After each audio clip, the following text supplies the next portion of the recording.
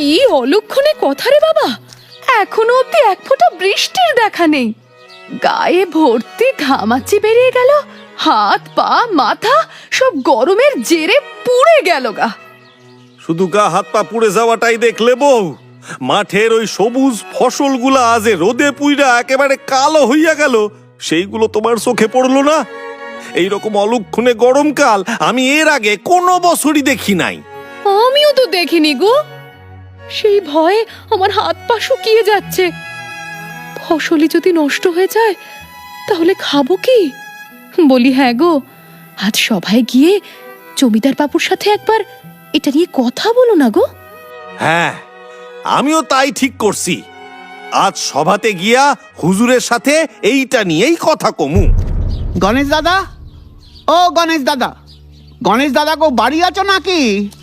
মাঠের ফসল নষ্ট হয়ে যাচ্ছে, তাই কি করবে বুঝতে পারতাছো না? এই প্রশ্ন নিয়েই আমার কাছে আইছো তো? হ্যাঁ গো গণেশ দাদা, আমাদের তো মাথা কাজ করছে না। তা তোমাদের দুজনরে একসাথে আসতে দেখেই বুঝছি। শোনো, আমি ঠিক করেছি আজকে সভাতে গিয়া হুজুরের কাছে এই অনাবৃষ্টির প্রসঙ্গটাই তুলবো। আচ্ছা গণেশ দাদা, তুমি একটু জমিদার বাবুকে বুঝিয়ে সুঝিয়ে বলো, নইলে তো না খেতে পেয়ে মারা যাব। দাঁড়াও ভাইয়া দাঁড়াও, আগে আমি হুজুররে বুঝায় বলি। হুজুর নিশ্চয়ই এর কিছু না কিছু একটা প্রতিকার বাইর করবেন। হুজুর, যা গরম পড়েছে, এবারে তো হাড়ির ভিতর চাল আর জল দিয়ে ছাদে রেখে এলেই ভাত হয়ে যাবে। তাও তো ভালো নায়েব মশাই, আপনি এখনো ভাত বানানোর জন্য চাল পাচ্ছেন, কিন্তু পরের বছর থেকে তো আর চালটাও পাবেন না। তখন আমাদের না খাইয়াই মরতে হইবে। কেন গণেশ, তুমি হঠাৎ এরকম অলক্ষণে কথা কেন বলছো? হুজুর, অনাবৃষ্টির কারণে আজ সারা রাজ্যে যে খরা পরিস্থিতি তৈরি হয়েছে তা তো ভয়ঙ্কর। হ্যাঁ, তা তো ঠিক, কিন্তু রোদ ঝড় জল বৃষ্টির উপর আমাদের তো নিয়ন্ত্রণ নেই। আমরাই বা কি করতে পারি বলো? হুজুর একদম ঠিক কথাই বলেছেন। খোদার উপর খোদগাড়ি করলে ঈশ্বরের রোষের মুখে পড়তে হবে। জন্ম মৃত্যুর মতোই এই বিষয়টাও পুরোপুরি ঈশ্বর দ্বারা নিয়ন্ত্রিত। খরা বন্যা এগুলো রোধ করার ক্ষমতা মানুষের নেই। আরে রোদ নাই বা করতে পারলাম, কিন্তু এর উপযুক্ত প্রতিকারের ব্যবস্থা তো করতে পারি। সেটা কি রকম গণেশ? দেখেন হুজুর, এই কথা তো আমরা সকলেই জানি যে আজ যতই অনাবৃষ্টি হোক না কেন, কাল না হয় পরশু না হয় 1 মাস বাদে ওই প্রকৃতির নিয়মে বৃষ্টি হইবেই। ফলে বন্যা পরিস্থিতি তৈরি হইবে। সেই বন্যার জলকে যদি আমরা বাঁধ তৈরি করে সংরক্ষণ করে রাখতে পারি, তাইলে পরের বছর আবার খরা পরিস্থিতি তৈরি হইলেও আমরা তার প্রতিকার করতে পারুম। ফসল চাষ হইবে, মানুষের মুখে হাসি বজায় থাকবে। দেখো দেখো, গণেশের বিটকেল বুদ্ধিটা দেখো। এখন এই শয়তান হুজুরের কানে বাঁধ তৈরির পরামর্শ দিচ্ছে, কিন্তু খরা বা বন্যা হলে তো আমারই লাভ।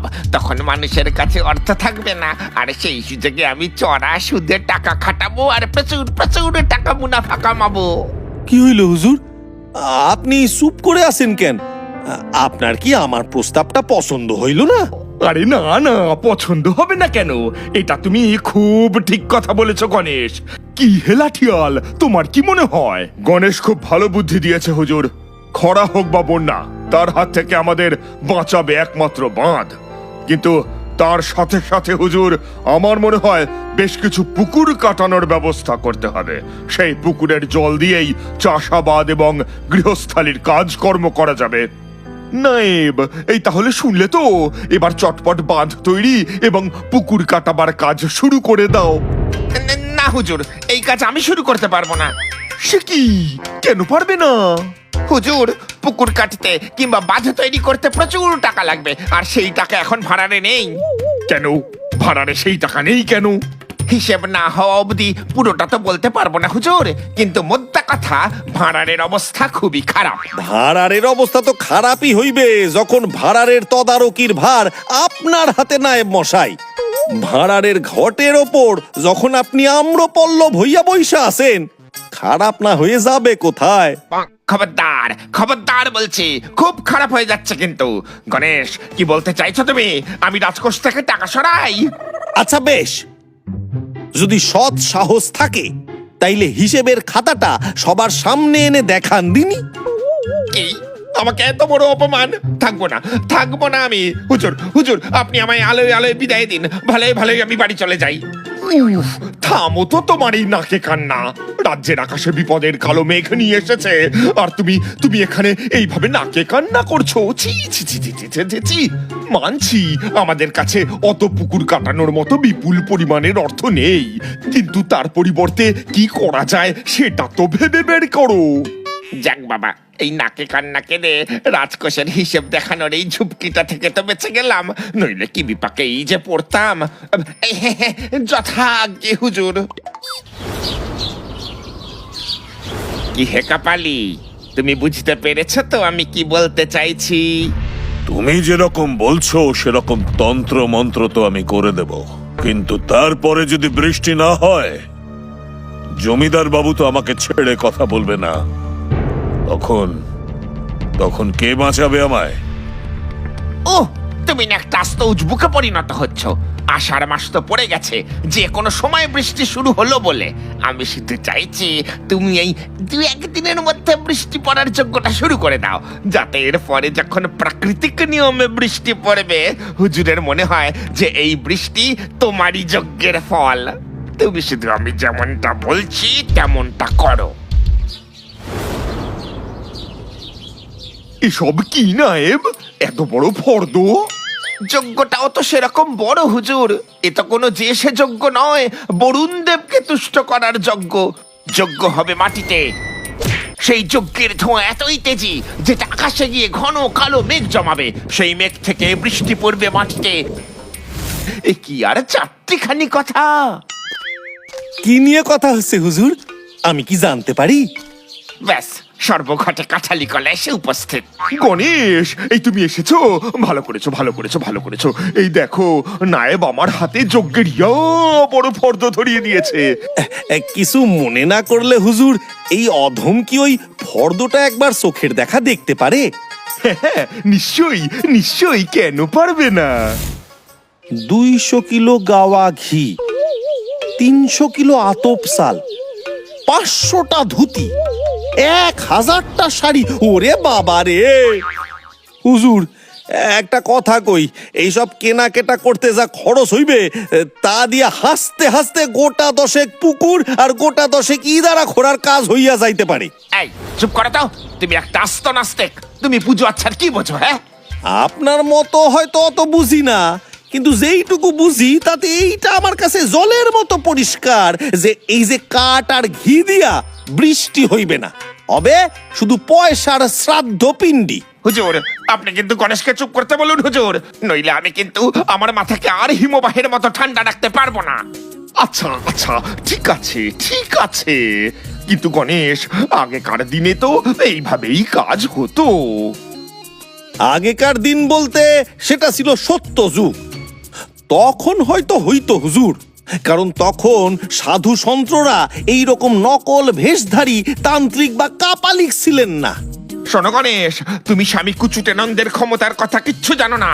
তিনি যুগ যুগ ধরে বহু অসাধ্য সাধন করে আসছেন। ও তাই বুঝি আপনার কুচুটেনন্দ এই এত উপকরণের ফর্দটা হুজুরের হাতে ধরায় দিলেন?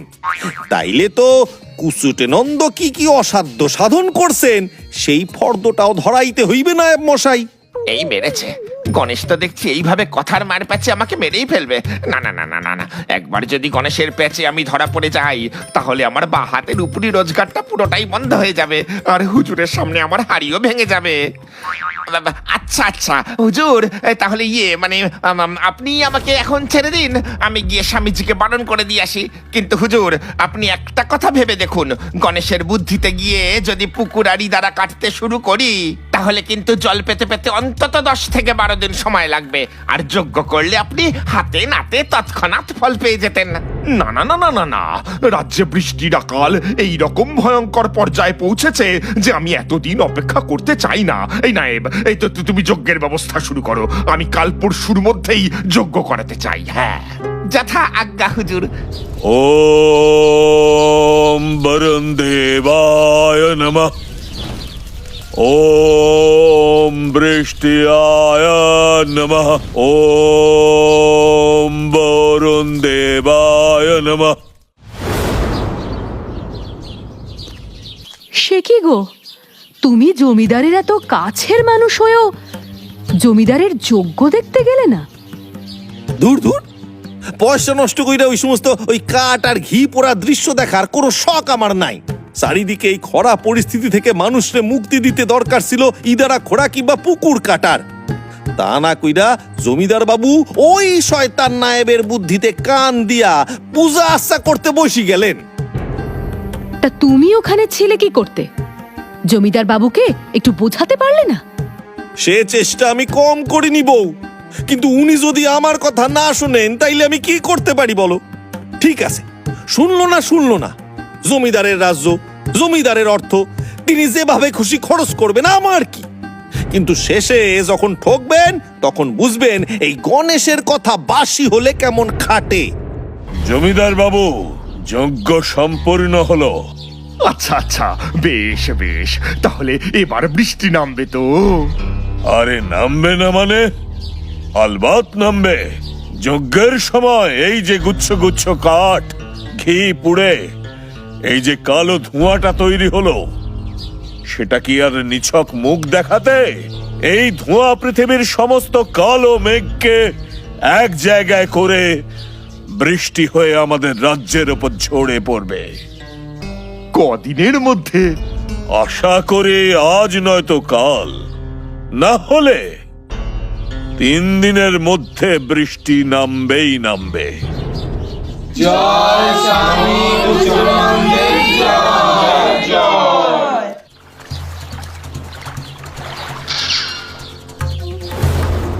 এই কপালি, দাঁড়াও দাঁড়াও বলছি। তুমি কি ভেবেছো নাইবের চোখে ধুলো দিয়ে তুমি এই গ্রামে থাকতে পারবে? আমায় ছেড়ে দিন নায়েব মশাই, আমায় ছেড়ে দিন। পালাচ্ছ কোথায় বেয়াদব? যজ্ঞ করার পর আজ 2 দিন হয়ে গেল, কিন্তু বৃষ্টি তো দূর, আকাশে এক ফালি মেঘের পর্যন্ত দেখা পাওয়া যায়নি। এই ভয়ে তো আমি তোমাকে আগেই বলেছিলাম নায়েব মশাই, আমি এই কাজ পারবো না, কিন্তু তুমি জোর করাতেই আমি। ঢং দেখে আর পাচ্ছি না।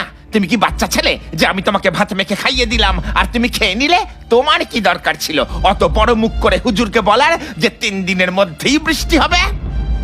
না মানে শোনো, কালকের মধ্যে বৃষ্টি না নামলে হুজুর তোমাকে তলব করবেন। তখন তুমি কি বলবে সেটা আমি তোমাকে শিখিয়ে দিচ্ছি, শোনো।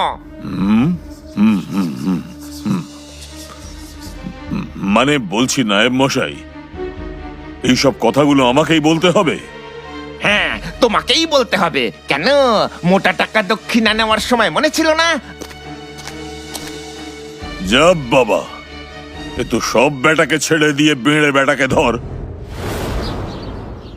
কি হলো নায়েব?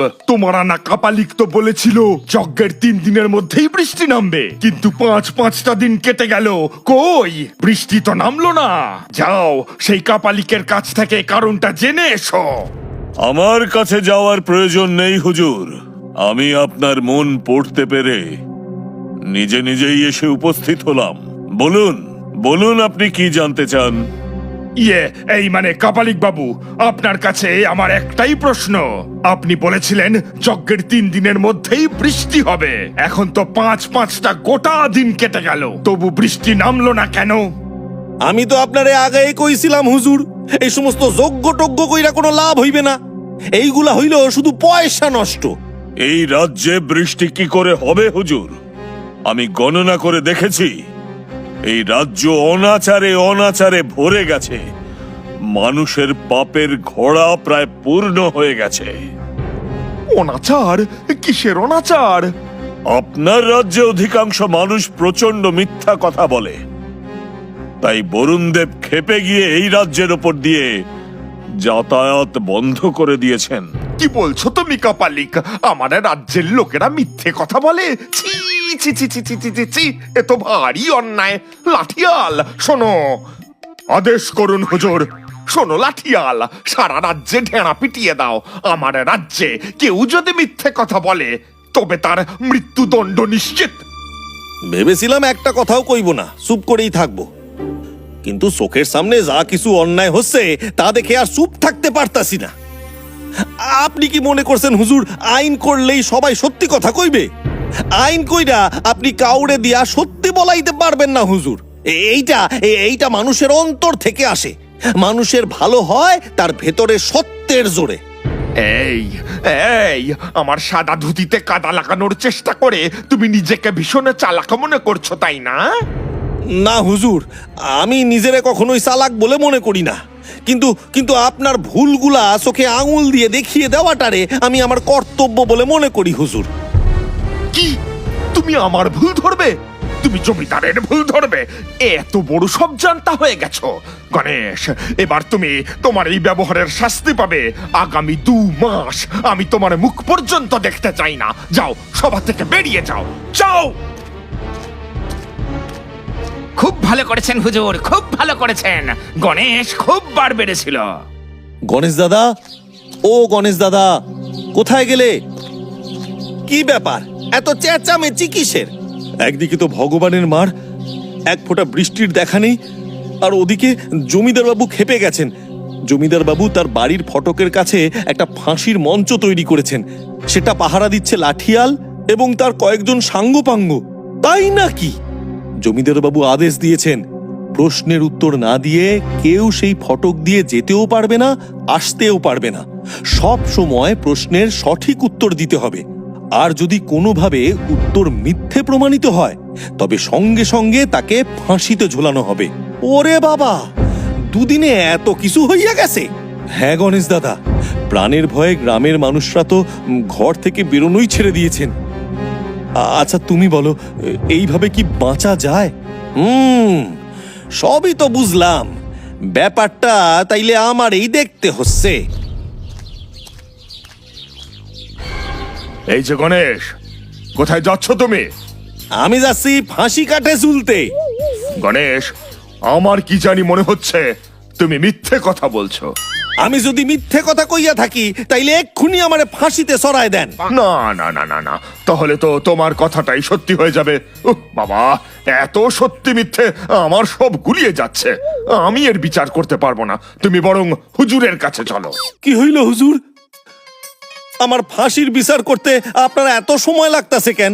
গণেশ তো ঠিকই বলেছিল, এইভাবে আইন করে কাউকে সত্যিবাদী করা যায়?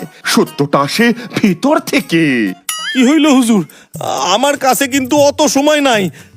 আপনি বিচার করেন, নাইলে আমি নিজেই গিয়ে ফাঁসিতে গিয়ে ঝুলে যাব।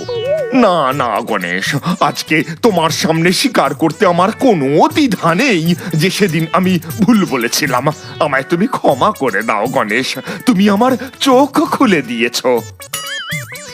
আপনি যদি নিজের ভুল বুঝতেই পারেন হুজুর, তাইলে আমার আগের দেওয়া প্রস্তাব মতো গ্রামে পুকুর খননের কাজ শুরু করেন। আর আপনার পাশে যে লোকটা দিন রাত আপনারে মিথ্যা বলে বিভ্রান্ত করতেছে, তারে শায়েস্তা করেন হুজুর। পাজি নায়েব, হুজুর, আমায় ক্ষমা করে দিন হুজুর, আমার কোনো দোষ নেই, সব দোষ ওই কাপালিকের। কিন্তু ওই পুকুর খনন না করে আমাকে যোগ্য করতে উস্কেছিল কে? ওই কাপালিককে এখানে নিয়ে এসেছিল কে? মানে হুজুর, আমি। তাহলে এবার সব অপকর্মের দায় মাথায় নিয়ে শাস্তি তো তোমায় পেতেই হবে না। যাও, এবার কোদাল নিয়ে মাটি কুপিয়ে পুকুর খোঁড়া শুরু করো।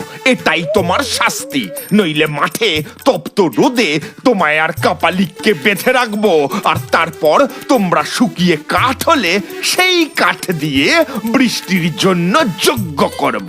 হ্যাঁ, ওরে বাবা রে, পালাই রে।